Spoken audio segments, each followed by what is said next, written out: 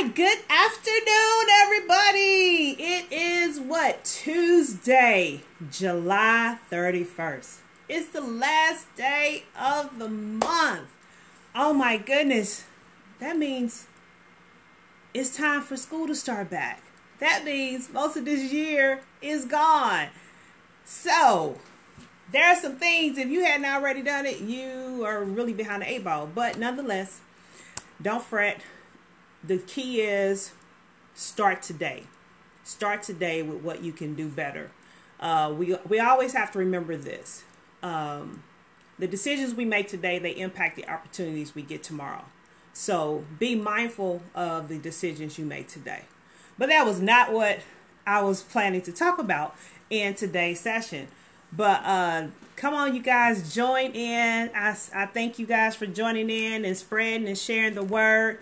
I wanted to do this edition today. I did not want to wait till next week. Next week we're going to kick off our annual virtual back to school rally, and we're actually taking a different approach with it.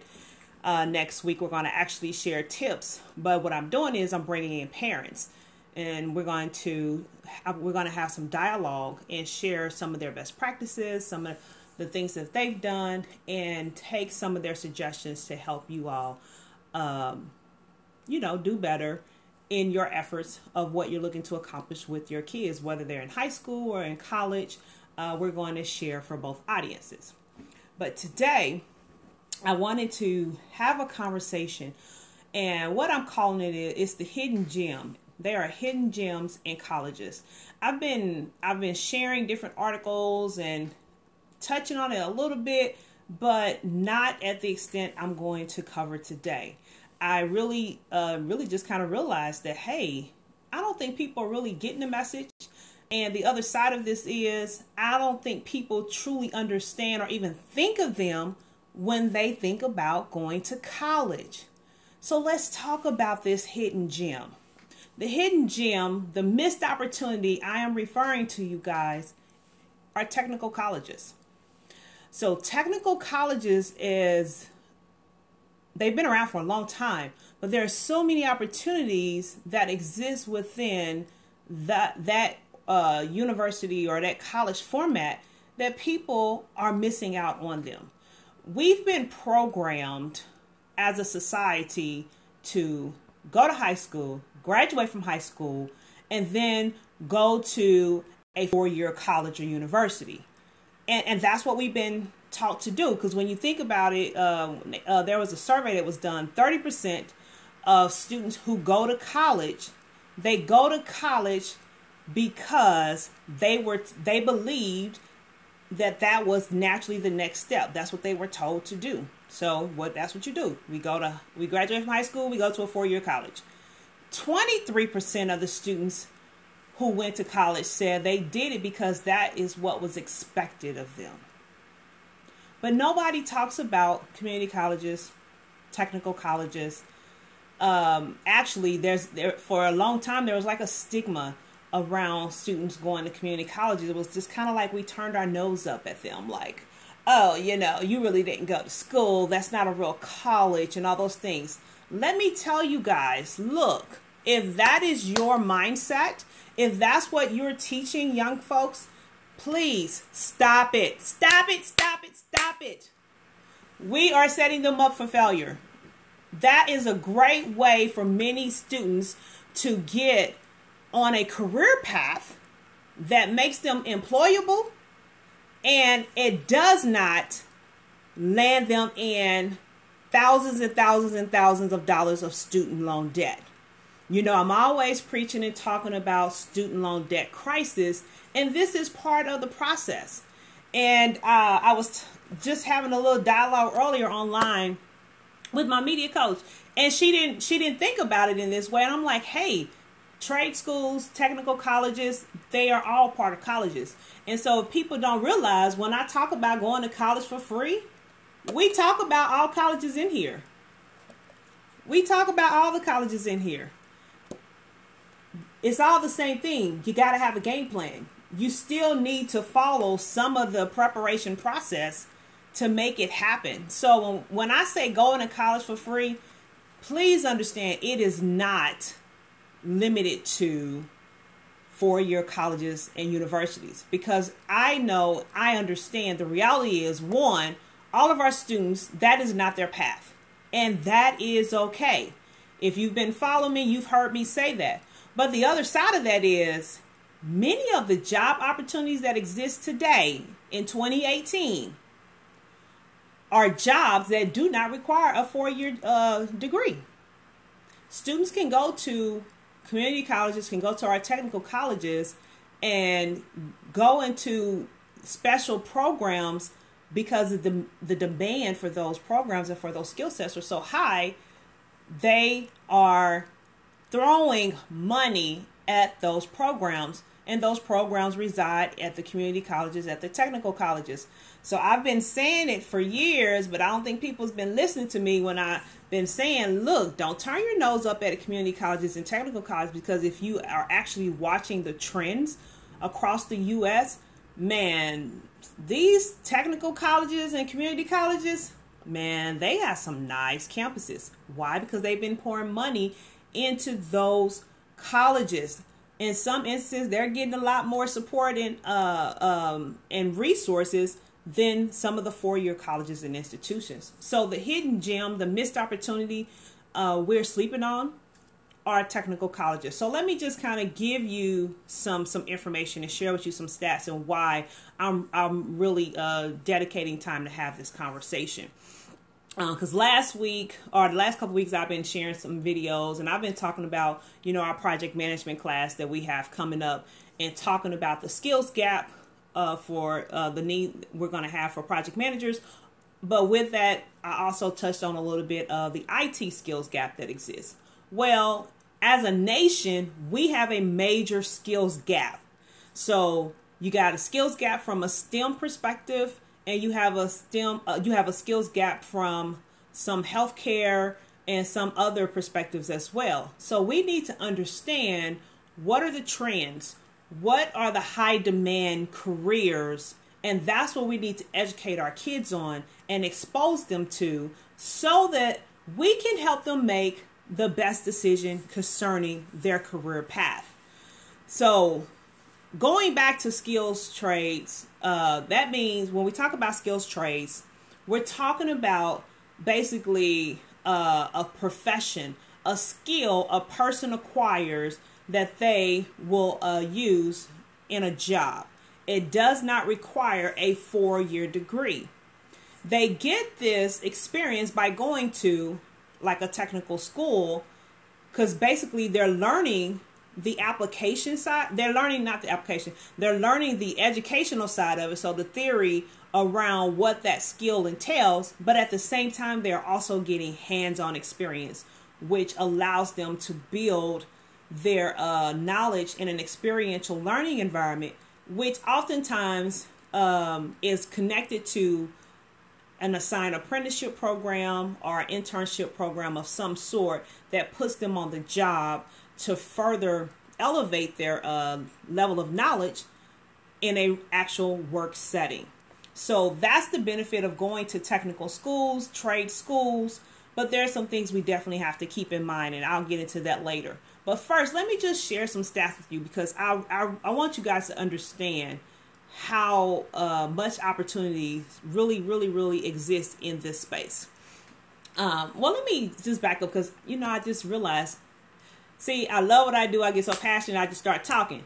And I have to keep in mind, everybody doesn't know me. So, Tamika Williamson, a lot of people think of me or relate to me from the College for Free coach standpoint. But what people don't understand is, I'm all about developing our leaders, young and old, for the progressive marketplace, so that they have the skill sets they need to adjust and adapt based on where the market is going. And that's what building leaders is all about. And that's what we have to do. I have a passion for our young people. So that's why we instill the leadership skills and training within the college process. And then there's a lot of other things that goes into that. But other people also may not know is that I'm an engineer by trade. So I got my degree in engineering. I'm a mechanical engineer. I worked in the field. I don't do it now, but what I do is more on the STEM advocacy standpoint, where I sit on boards and I support different programs around the STEM arena. So most of us should already know that there's a high demand for STEM, or sometimes you'll hear me say STEAM jobs. All of those jobs are not four-year degree jobs. Okay. They also can be required at a technical school. So again, we have to get educated on what the opportunities are so that we can steer our kids in the right direction. So when you think about the demand and the jobs that's needed here in the United States, we're looking at about 30 million jobs. There is a demand for 30 million skilled trades workers, meaning they do not need a degree, but they need to have one of these high demand skilled trade trainings in order to go after these job opportunities. 30 million. That's a lot of jobs, you guys. And right now there are some industries suffering because we don't have enough people to fill the jobs. So I know we tend to focus a lot on the IT, the technical side, and how we don't have enough people to fill the jobs. Some of those jobs you can also pursue using a technical college as well. But we need to elevate our mindset to think about the trade school, the skilled trades path as well. So 30 million jobs. So let me just give you some additional stats, all right? So yes, I wrote it down because, you know, once you kind of get over a certain age bracket, you may forget some things. So y'all just kind of work with me here. All right, so I said 30 million jobs, and I mentioned some of the skilled trades areas that's in high demand, and you're probably wondering, well, what areas are you talking about? Well, I'm glad you asked. Let me just kind of enlighten you on some things. Construction industry. Look, construction is going to be around. It's just one of those fields that is pretty much tried and true. The more we keep building, the more the infrastructure continues to expand. There's always a need and a demand for construction workers. 70% of construction companies right now are struggling to find qualified talent. So parents, if you're struggling or you're looking for a career change, you may want to consider some of these opportunities yourself, because these are the areas where the opportunities exist, which means these are the areas where jobs are. So construction industry, and some of the roles that can work that will fall in a construction industry, you got carpentry. So you got carpentry, you got electricians, you have plumbers, you have welders, you have pipe fitters, let's see, heavy truck driver, and there's a host of other positions as well. But these are some of the top ones that has the biggest gap, and which means it has the biggest need. Now, let me just talk to you about the salary side, because I know everybody's all about, well, how much money can I make? And people look at me and laugh sometimes, but I was like, look, everybody's motivated differently. Money is not a motivator for everybody. It's a great incentive, yeah. But how many people do you know make a lot of money and they're miserable on their job? They hate going to work every day. How many people do you know who may love their job and they may not make that much money? So we have to get beyond the whole money conversation. But at the same time, we want to at least be able to pick a career that allows us to earn a livable wage. And that's the direction we want to try to coach and direct our kids towards. So all of these high demand fields, I'm talking about these skills trades positions, they all definitely make livable wage. Many of these opportunities yield a salary higher than people with 4-year degrees. Okay? So we got to do our research beforehand and make sure we're clear about what the best course of action is. All right, so carpentry. On average, you're talking about close to about $49,000 a year. Electricians, $58,000. on average. Plumbers, 57,000 on average. Welders, 60,000 on average. Heavy truck drivers, $45,000 on average. And every last one of these fields have people in the six-figure range as well. So there's opportunities to be had and the pay to go with it. So we got to, again, get informed and help our kids understand these additional opportunities. You know, well, there's several things we took out of the school that I think is hurting this generation. But one of them is when we took out shop classes. I loved shop class. Oh my gosh. Man, woodworking, making things, maybe that's the engineer in me. I loved it. But I believe shop class taught not only those skilled tradesmen type of skills and exposed kids to those type of fields, but there are also some life lessons and principles that came with that. So when we removed shop class, I think that was a huge disadvantage to our kids and to our future, which has landed us to the place where we are now. We have this major skills gap. So that's what we got to look at. Now, I just gave you those salaries. Now we look at the pathway to get into these particular programs and to acquire these skills. You're talking about less than 2 years. Less than 2 years. Because you can go, most of these programs typically run anywhere from about 6 months to about 2 years, no more than 2 years. And that's the type of salary they could be making. That's a lot of money. And I just told you there are people who go to school for 4 years. Shoot, some of these folks go to school and get a master's degree and still don't make that much money. So guys, we got to make decisions that makes dollars and cents. I'm all about dollars and cents. That's how I make decisions. You know, hey, if it don't make dollars and cents, then hey, I don't need to be doing it. All right. So we got to think about that. And then we also have to think about when we're selecting careers, you know, again, what is the market asking for? It goes back to the basic principle, supply and demand. Guys, supply and demand doesn't change. So the greater the demand, we got to be able to supply it. But when we look at stats, we're in 2018, so stats from the graduates, college graduates, that is, of 2015. 2015 college graduates, 45% of them are working in fields that does not require a college degree.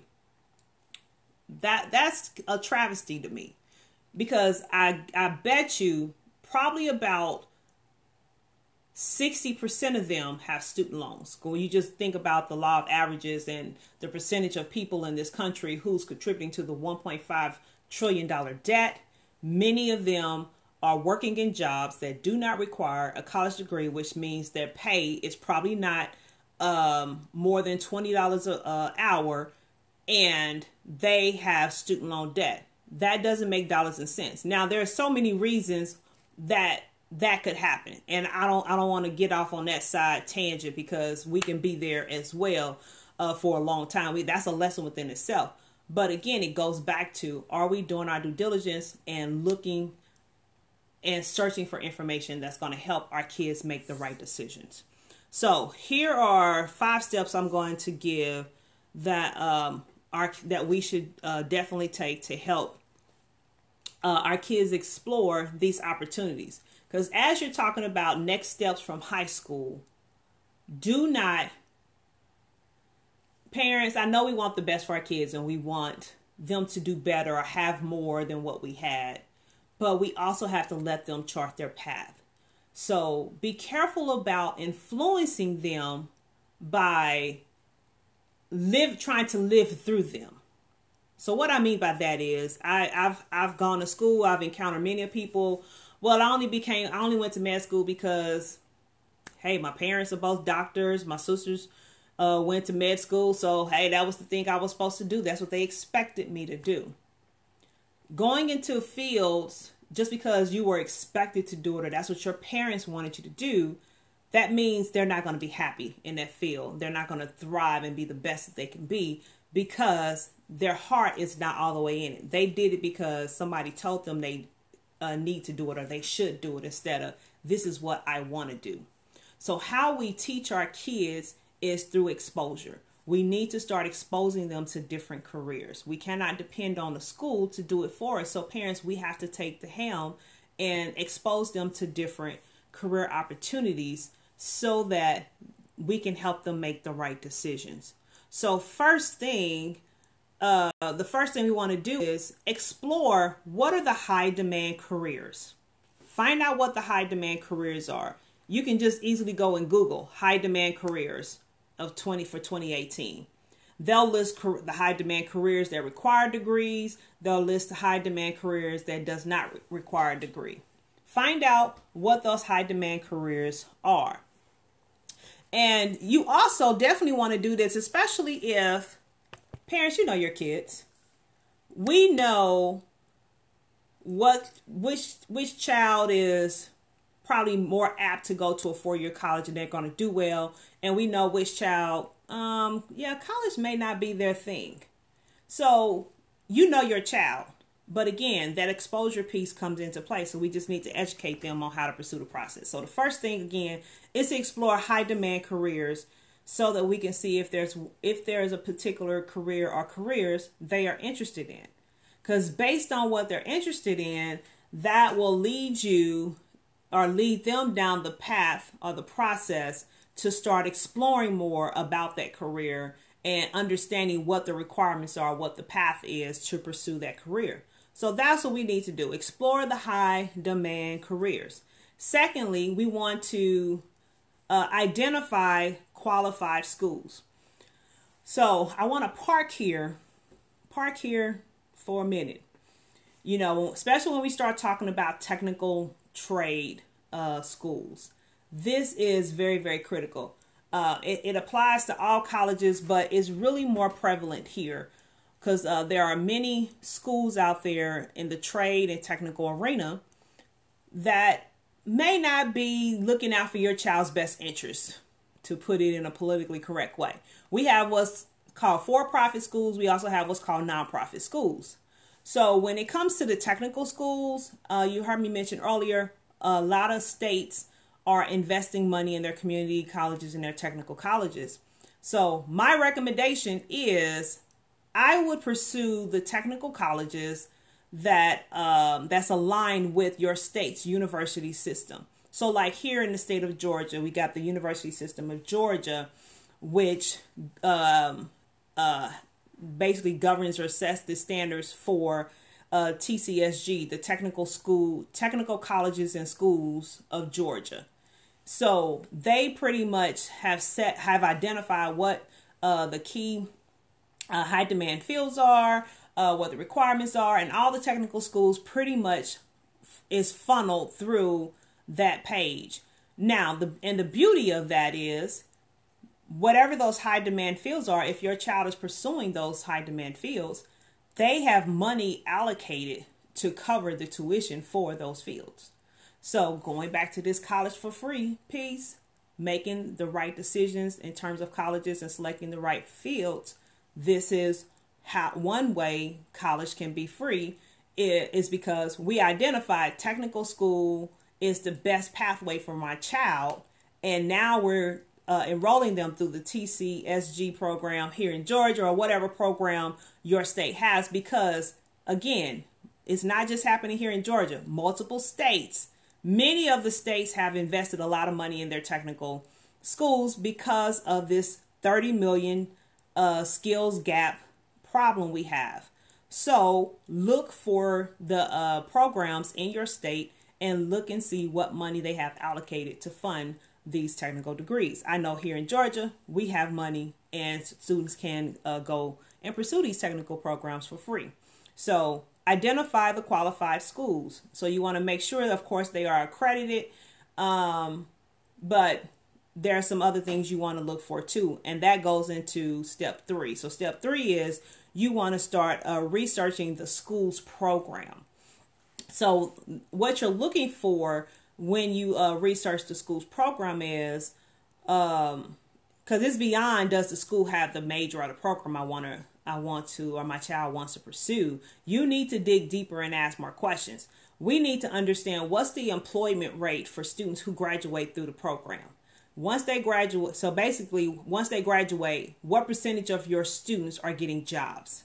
That is huge right there, because you don't want to invest money and time and resources in a program and students are still not able to get a job. Okay, okay, so that's what we want to do.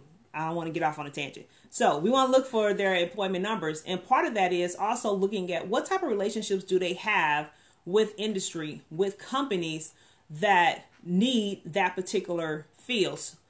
So if we're talking about carpentry, okay, all construction companies and all the other industries that need carpenters, what type of relationships do they have with them? Where they are working with the institution to create a pipeline to make sure they have jobs when they graduate. They're supporting their apprenticeship programs. You want to ask those questions and find out what those stats are. You also want to investigate and find out what their state ratings are. You know, rankings. How does the state rank them? The quality of their program, the ROI on the degree. So based on how much they're charging, the return on investment a student is likely to get. You can find out that information. What's the quality of their not only academic program, but also the apprenticeship or the internship program? So based on the hands-on experience your child is going to get, what's the quality of that experience? Is it relevant to today? Are they on trend with what the actual demand is? Because you don't want them teaching them skills that's outdated, because industry is constantly changing. So how well are they up on industry trends? You want to make sure your child is going to be getting the right type of experience that's going to help them in the long run. So do some additional research and find out stats about the program. Shoot, talk to students who've gone through the program, graduates, and interview them. Get their feedback. That's always a great way to get information. So that was step number 3. So just to go back and recap, step number 1, we're going to explore what the high demand careers are and see if any of those are of interest to our kids. Step number 2, we're going to identify the qualified schools that offer the program or programs of interest your child has. 3, we're going to research the school's program to further assess basically the ROI, the return on the investment we can expect to get from this school based on the relationships they've established, the quality of their teachers, the quality of their program, and all those things. And then number 4, we want to have our kids interview people in that field. Interview people in that field. We want to make sure they're clear about what that field entails, what the opportunities are, if it is something they really want to do. But the other side of it is they can also get their advice and get their input in terms of helping them identify, making sure they're taking the right classes, making sure they join certain organizations or professional settings, getting a hands-on insight in terms of what industry changes they may have seen since they've been in the field, so that your child can better prepare and know what adjustments they need to make as well. And a host of other things can come out of interviewing people in the field. But that is definitely a step I would say you want to make sure your child does. And then the 5th step is to take action, because looking up this information and reading about it and not taking action is going to yield you nothing. So step number 5 is to apply. Go ahead and apply. Depending on how the programs are set up, the application process may be more extensive for some than others. They may have multiple entry points throughout the year in which they can start the program. So find out what the application process is and pursue it. It's different from. They're typically different from your regular 4-year colleges and universities. Because all colleges and universities typically start in August. You go through the fall semester, and then you got this spring semester that starts in January. Well, your technical schools may have a different timeline. So make sure you find out what those requirements are and, like I said, apply. Now, oh, excuse me, I didn't talk about this specifically in these terms, but part of you researching the school and identifying qualified schools, you also want to make sure you understand, what the money factor is, meaning what type of financial aid are they offering. We like free financial aid, okay? Because remember, we're not trying to go into debt. And I already stated that many states have money earmarked for students going through technical colleges in the high demand fields. So you want to find out where the money, show me the money. Now, of course, you're not going to say it to them like that, but that's what you're looking for. Where are the money opportunities? Because my goal is to go without having to pay any money or pay the smallest amount of money possible. So now that we're talking about money, understand the cost, the typical cost of community college and trade school compared to a 4-year college and university. So when we talk about a community college, trade school, technical school, you're talking about $3,500 a year versus a public university, $10,000 a year. So when you look at most programs under a technical college is 6 months to, I said no more than 2 years. In a 4-year college, you're talking about a 4-year degree. Students are on average taking 5 and 6 years to graduate. You do the math. That's about an 82% increase. 82%. So again, we got to think about this whole how we do college in terms of dollars and cents. Dollars and cents. If it doesn't make dollars and cents, we should not be doing it. So I would challenge you to explore technical colleges as another avenue for helping your child still pursue an educational pathway that puts them in position to earn a livable wage. Everybody is not meant to go to a 4-year college, okay? And there's nothing wrong with it. There's nothing wrong with getting a trade. There's nothing wrong with getting an associate's degree. There's nothing wrong with that. You got to have them do what's best for them and what makes sense. And shoot, I got a degree in engineering, and when I graduated, I think I made my first job was $50,000 a year. And you got pipe fitting and sheet metal and plumbers making $57,000, $60,000, and they don't have a degree. So everybody has their path. Let's help steer our kids in the right path. And parents, this can work for you as well. Like I mentioned, if you're looking for to make a career change and you're trying to figure out, hey, because this job market is very funny. It's not what it used to be. If you are facing a layoff or if you face multiple layoffs, this may be a path for you as well. Go get a trade and look at how it could change your employment opportunities. Because again, it's all about supply and demand. So we need to cater to what's in demand right now versus letting our kids make decisions without our input, go to a 4-year college, pursue a degree that does not have any real job potential.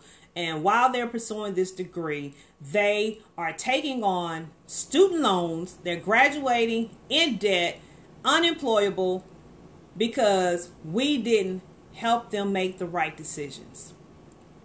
The costs are too high. Hey, Latrice, it's been a minute. It's good to see you. Thank you so much for commenting. So guys, again, the decisions we make today impact the opportunities we get or do not get tomorrow. Let's get educated. Let's get informed. Let's take intentional actions so that we can make the right decisions today that allows us to reap the benefits tomorrow. Okay? So I hope you guys got something out of this. Hope you're having a great day. Hope you got something out of this. I hope you are having a great day. But I'm sure you can think of somebody who should have heard this message. So please do me a favor. Share the message with your network. and encourage them to listen to it. Because here's the reality, you guys, and I cannot stop talking about it. This $1.5 trillion debt crisis we got going on, it's huge, it's major, and it is crippling families. And I'm just going to go ahead and be specific, a little bit more specific about this. It's really crippling minority families. It is deepening the wealth gap. Don't believe me? Do some research and check it out. So we must change how we do college. I hear the debates all the time. Is college worth it? Yes, college is worth it if you do it the right way. It's not worth it if you just go and make haphazard decisions without any thought or consideration about how to do it. So the time to be ready is not the time to get ready. You got to always position yourself so that you stay ready. So I hope you are able to take these 5 steps and this information about the hidden gem of colleges being technical schools and use it to help move your kids or yourself further in a more favorable and positive manner that's going to propel your career in a more